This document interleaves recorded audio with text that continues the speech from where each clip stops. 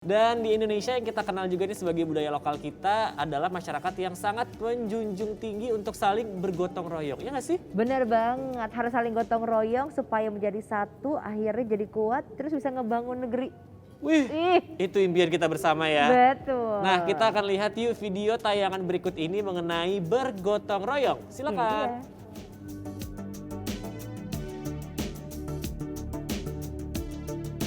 Kementerian Pendidikan dan Kebudayaan Republik Indonesia mempersembahkan Cerdas Berkarakter bersama si Juki.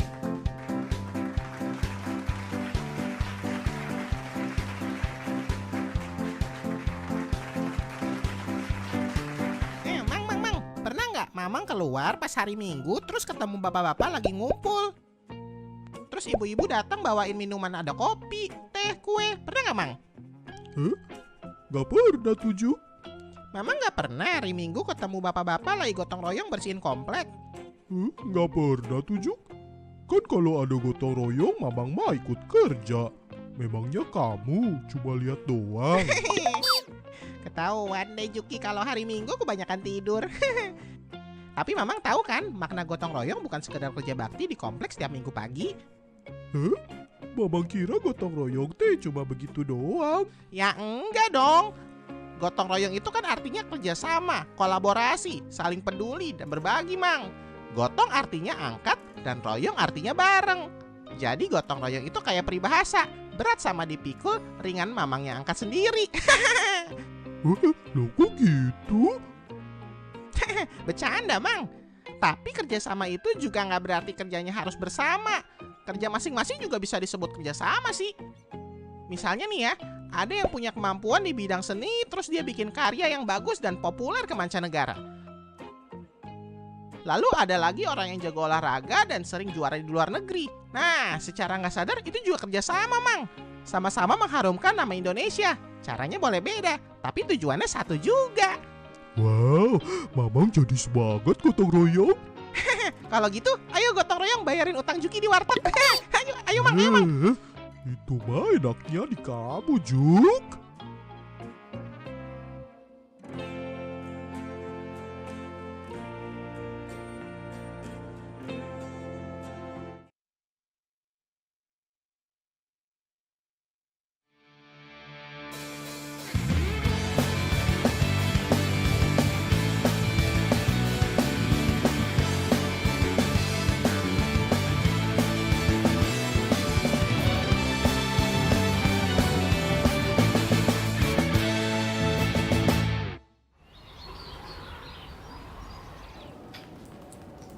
Kak Shani, Ya, dari survei siswa baru, banyak yang bilang takut nggak bisa nyesuaiin diri sama kehidupan sekolah. Gimana ya? Ini poin-poin yang penting tolong catat ya, Zi. Nanti kita bawa waktu rapat pertemuan sama guru. Oh, oke.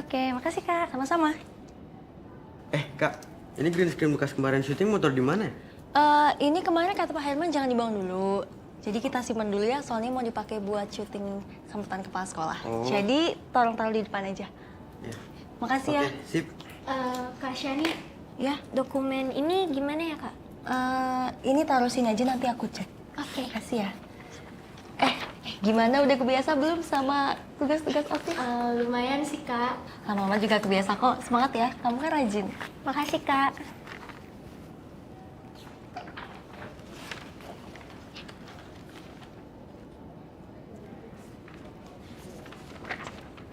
Gracia, iya Shan.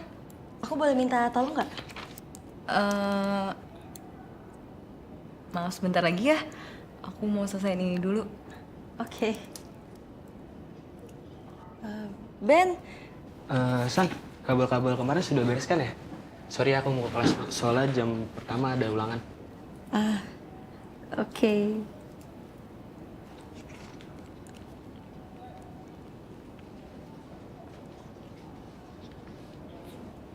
Bapak sudah lihat loh hasil kuesioner kelas 10 yang sudah kalian kumpulkan. Makasih, Pak. Banyak data yang menarik, terutama ide kamu yang lebih mendengarkan siswa baru itu sangat bagus, Tani. Itu sebenarnya OSIS yang lain juga nyari data buat itu kok, Pak.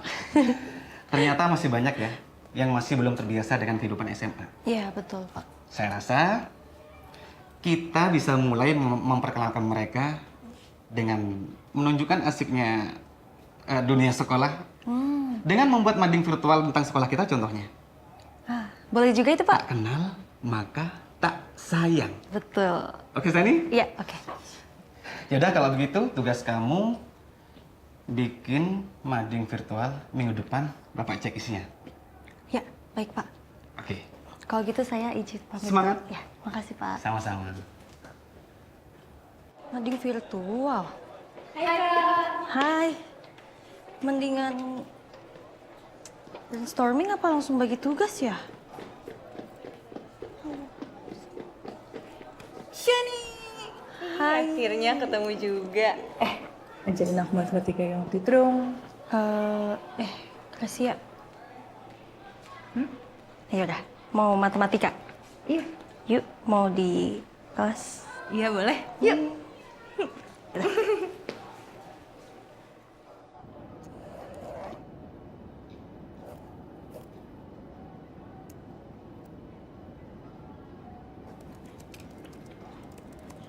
Gracia, agenda rapat minggu ini?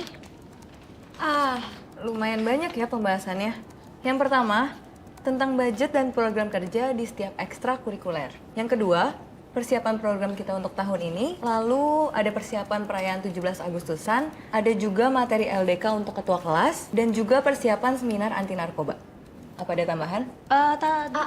Aku ada tentang keluhan parkir sepeda sama motor katanya nyampur tuh. Oh, oke.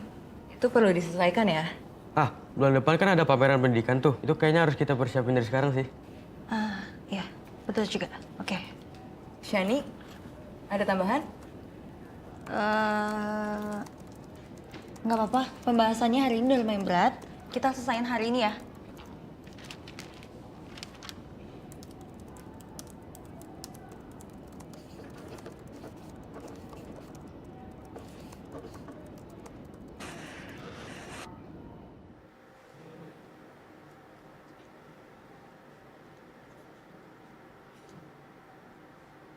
Rapat Senin, rapat Rabu.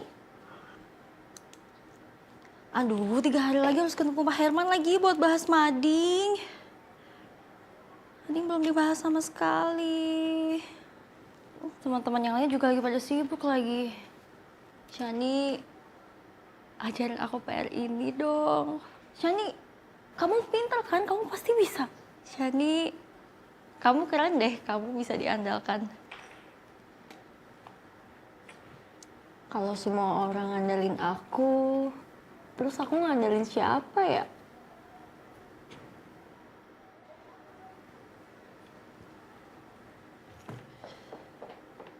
Shani, tadi aku ketemu Pak Herman.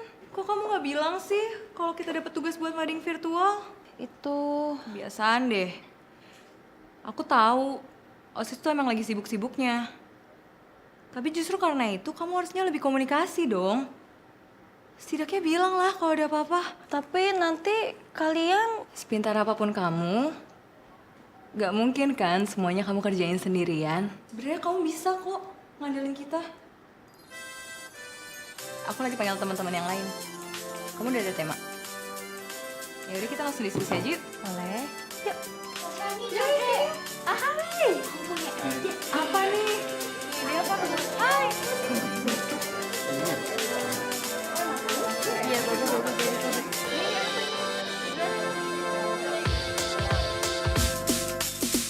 Hubungan antar manusia memang merepotkan, tapi kita tak bisa hidup sendiri. Setiap manusia merupakan makhluk yang lemah.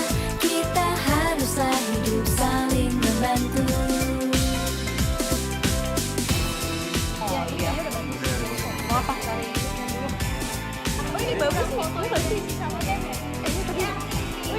Boleh deh, hasil foto aku lah. Yang ini keren banget ya? Hai anak-anak. Hai bye. Ada kabar baik buat kalian semua. Kalian hebat. Hebat sekali. Banyak komentar positif tentang mading virtual kalian. Ini ya. Tuh kan, banyak komentarnya. Keren dong. Ih, keren banget. Wah, kita semua kan? Keren. Kenapa? Enggak. Kenapa aku baru sadar ya? Sadar apa? Bahwa kerjasama itu menyenangkan. Gak sih?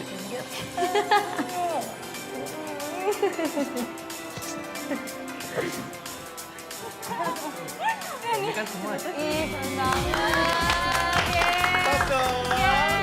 Tuh, dua, tiga.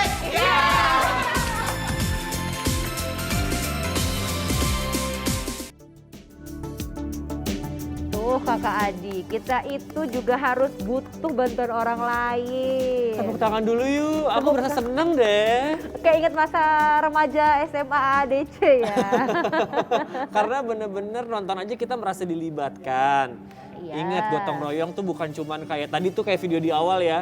Bukan cuman kayak membersihkan taman doang, bukan. Membersihkan lingkungan bareng-bareng bukan, tapi pekerjaan dilakukan bersama-sama untuk mencapai tujuan yang semuanya tuh seneng gitu, passionate gitu melakukannya ya. Benar ya kayak tadi juga gitu kan, walaupun dia sepintar apapun, serajin apapun, kita juga butuh teman ya kan. Apalagi kalau tugasnya juga banyak. Dan akhirnya kalau kita bisa bergotong royong, hasilnya pun akan positif impact keluarnya. Betul, toh hasilnya bagus sekali dan dipuji tadi sama Pak Gurunya, ya kan? Benar. Kita ngobrol-ngobrol lagi yuk sama yang sudah tersambung via virtual nih, masih sebarengan sama Bu Laila dan Kak Azam. Bu Laila, aku mau nanya sesuatu nih Bu Laila. Gimana sih cara Bu Laila sama suami nih dalam menanamkan dan menguatkan sikap bergotong royong nih yang tadi kita udah cek juga videonya dalam keluarga. Seperti apa Bu Laila? Oke, baik Mas. Kalau di keluarga kami, bagi kami keluarga itu adalah tim. Jadi semua ikut andil dan biasanya kita ada semacam kesepakatan keluarga. Kita kumpul untuk membuat kesepakatan atas tugas-tugas. Apa yang bisa dilakukan atau setiap orang berkontribusi terhadap tugas-tugas secara okupasi, secara life skill-nya anak-anak dilatih untuk menjadikan rumah ataupun tugas apapun yang di dalam rumah itu adalah tugas bersama. Itu untuk tugas. Kita ada rapat, kemudian biasanya pernah kita buat itu anak-anak tanda tangan. Oh, yang besar itu ngapain? Sampai yang usianya masih PAUD juga ikut andil. Jadi menanamkan malu untuk tidak turut serta ataupun berkontribusi terhadap tugas-tugas di rumah. Nah itu kalau dari rumah. Kemudian kita mengajarkan anak-anak juga untuk berkontribusi di lingkungannya, di sekitar rumah. Jadi misalnya anak saya itu biasanya saya latih untuk menjadi relawan. Nah relawan bertugas misalnya menghadapi bencana ataupun kegiatan-kegiatan masyarakat seperti mengajar ngaji di rumah di masjid misalnya. Jadi dia ngajarin untuk anak-anak di sekitar masjid. Itu sih kalau anak-anak diajarin bahwa yang paling penting siapapun di keluarga kita hebat itu adalah hebat bersama.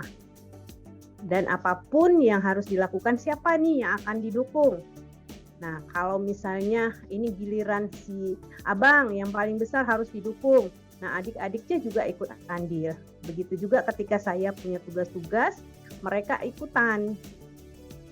Jadi tidak ada mamanya hebat ataupun abangnya yang hebat. Tidak, hebat itu adalah hebat bersama. Makanya saya menyatakan anak-anak saya adalah inspirasi saya. Anak-anak adalah tim hebat keluarga kami. Itu Mas, Mbak. Wah, Oke, hebat luar bersama biasa dan ya. saling support gitu. Itu tadi Ibu Lele juga sempat ngomong soal dukungan terhadap anak-anak. Jadi kalau kakaknya lagi harus didukung, adik-adiknya mendukung. Nah ini kan Mas Azam ini sebagai penulis muda berprestasi. Mas Azam, aku pengen tanya gimana sih dukungan keluarga yang diberikan untuk Kak Azam ini sendiri, seperti apa akhirnya menjadi penulis muda berprestasi nih? Silakan Kak Azam.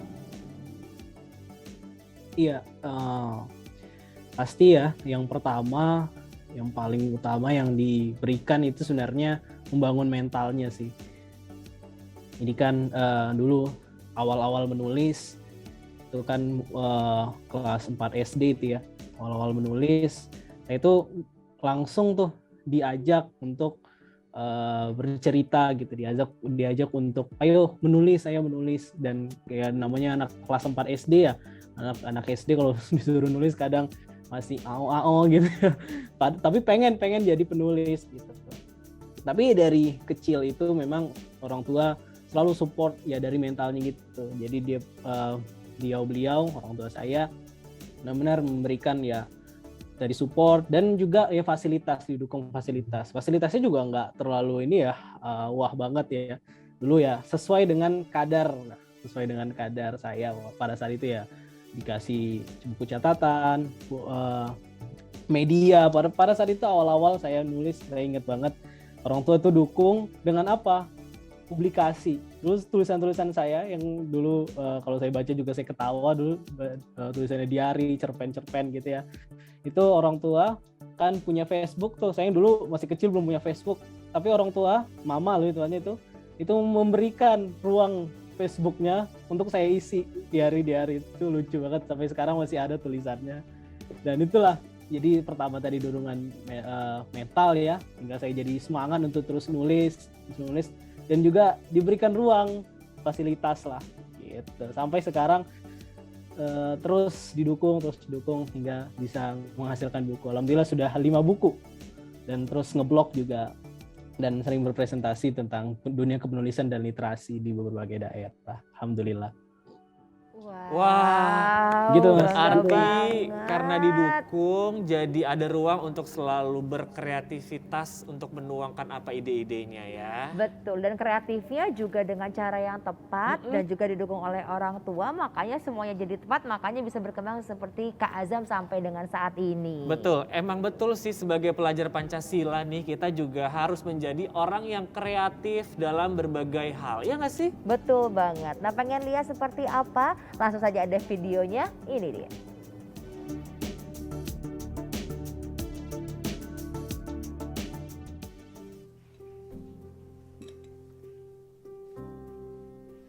Maaf Pak, uangnya cuma cukup ini. Bukan salah Ibu, lagi pandemi kan? Syukur kita semua masih sehat.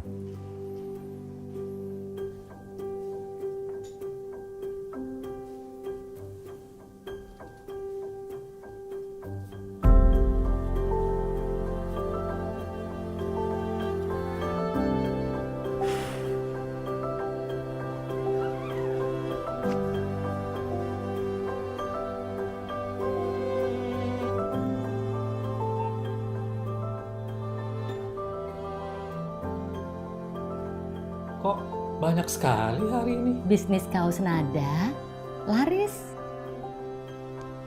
Yuk.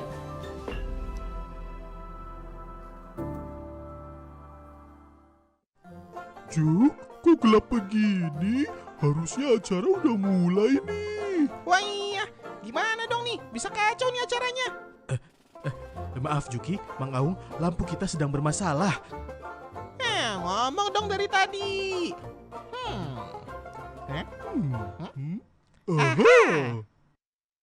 Nih, coba pakai ini aja nih. Nah, oke, bumper.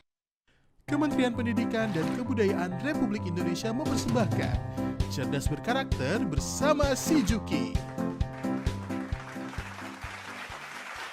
Mang, pernah nggak Mamang dipuji kreatif sama orang lain? Tahu nggak kreatif itu apa, Mang? Gampang. Kreatif itu artinya punya kemampuan untuk menciptakan sesuatu yang belum pernah dibikin sama orang lain.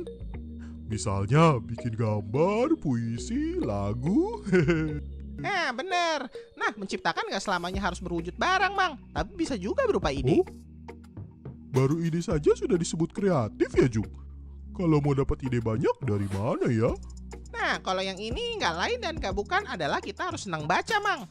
Baca apapun nggak terbatas pada buku pelajaran doang. Dengan membaca, maka kita dapat banyak informasi yang sebelumnya kita nggak ketahui. Terus kalau kita udah banyak baca, baru deh ide-ide itu muncul. Terus idenya kita tuangin dalam bentuk karya. Jadilah karya yang inovatif, karya yang beda dari semua orang, dan karyanya yang mewakili diri kita, Mang. Oh, kalau Mamang bikin pizza singkong itu kreatif kan, Ju? Boleh lah. Selain kreatif, namanya kearifan lokal, Mang. Ngomong-ngomong, mana pizza singkongnya? Jadi lapar nih. Ini pizza, ini singkong. Sungguh kreatif.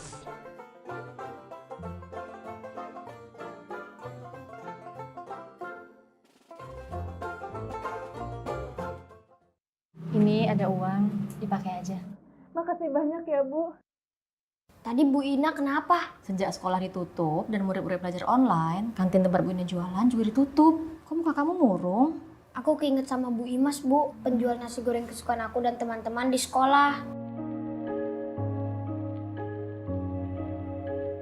Assalamualaikum. Waalaikumsalam. Bu Imas. Ada tamu jauh toh. Mari, monggo masuk.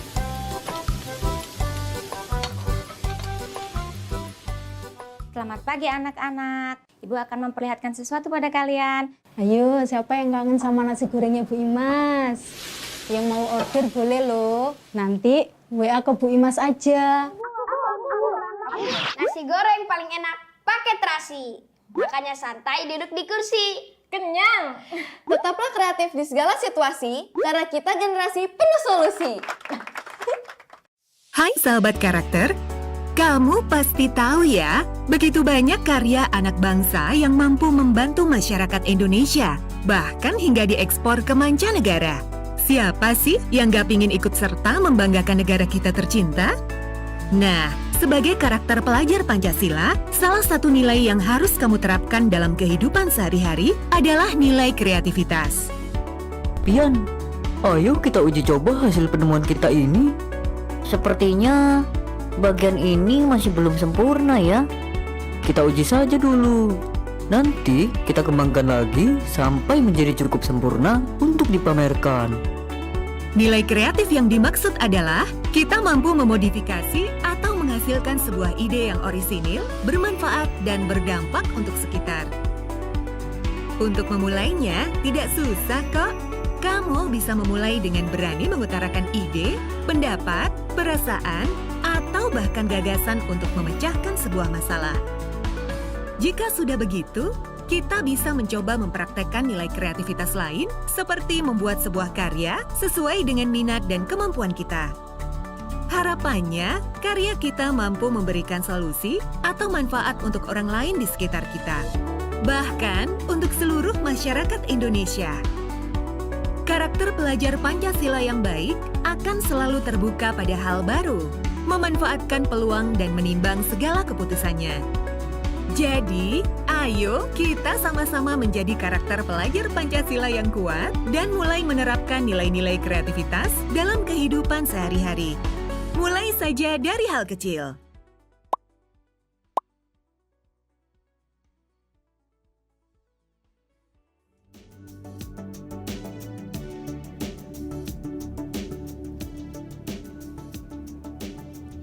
Jadi terinspirasi ya untuk kreatif, apalagi yang tadi video makanan-makanan kantin dibuat jadi online ya. Bener, karena kan sekarang tadi juga dikasih lihat karena pandemi akhirnya membuat kita, menuntut kita untuk bisa menjadi orang-orang yang kreatif gitu. Betul. Jadi jangan cuma stuck di satu aja, tapi Iya. banyak sekali hal yang bisa kita buat yang Betul. akhirnya bisa dapat cuan.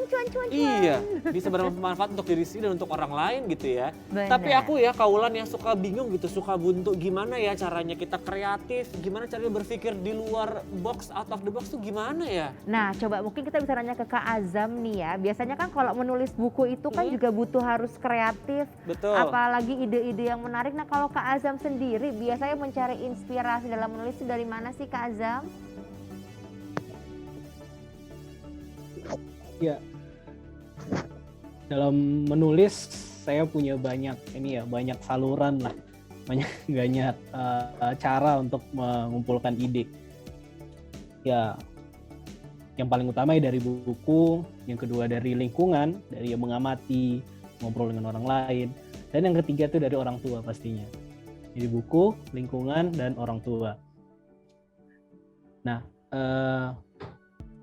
ketiga hal inilah yang akhirnya memberikan banyak sekali warna dalam tulisan saya. Makanya kan karena menulis itu kan bagi saya ya itu bukan sekedar hobi, tapi ada satu misi besar di baliknya. Apa itu? Saya pengen menulis itu kembali lagi menjadi atau memaksimalkan kembali media menulis itu sebagai media untuk menyalurkan ide, menyalurkan inspirasi gitu ya. Makanya saya selalu menekankan kepada teman-teman yang pengen belajar nulis gitu ya, bahwa kalian tuh menulis bukan untuk diri kalian saja, tapi juga menulis untuk orang lain gitu. Makanya gali terus apa yang ada di lingkungan sekitar. Jadi ketika kita nulis, kita bisa ngolah banyak hal yang ada di sekitar kita. Makanya kalau misalnya kita nulis tentang daerah kita, artinya kan kita harus kenalan dengan tetangga kita, kenalan dengan kepala desa kita mungkin, kenalan dengan ya pedagang-pedagang di desa kita. Artinya kita jadi aware dengan lingkungan kita gitu.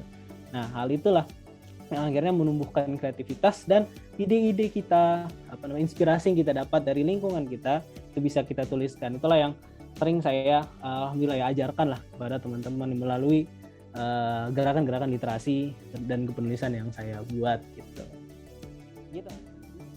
Oke, berarti sudah kreatif, sudah bisa menuangkan, tapi pasti nih ada nih ya.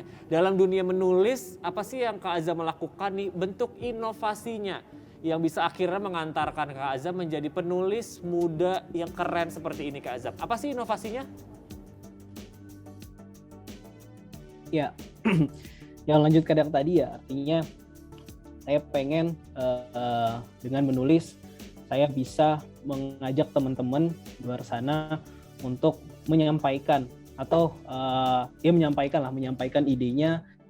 Ya, ide itu kan berasal dari apa yang dia tangkap melalui apa yang di sekitarnya gitu ya. Makanya kemampuan literasi itu penting.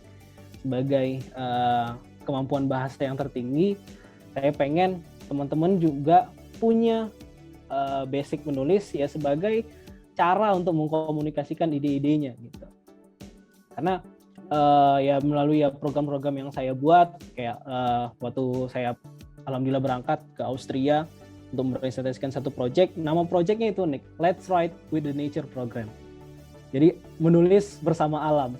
Kenapa? Karena saya pengen teman-teman itu dengan menulis itu dia bisa lebih kenal dan lebih dekat dengan alam. Ya akhirnya dia ada 3 langkah di situ, ada eksplorasi lingkungan, yang kedua menuliskan apa yang dia eksplorasi, dan yang ketiga menyampaikan, mempresentasikan apa yang sudah dia tulis gitu. Nah, inovasi-inovasi seperti itu yang mungkin sederhana tapi saya lihat dampaknya luar biasa kepada teman-teman gitu. Itu sih, Mas. Keren banget inovasinya. Memang inovasi itu bisa didapat dari mana saja termasuk dari alam ya, karena itunya tadi. Betul. Ya kan, profil pelajar Pancasila itu juga kita tuh salah satunya mengingat Tuhan, mengingat alam, bumi, semua dijadikan satu, akhirnya kita punya inovasi yang bisa lebih maju lagi, dieksplor lagi.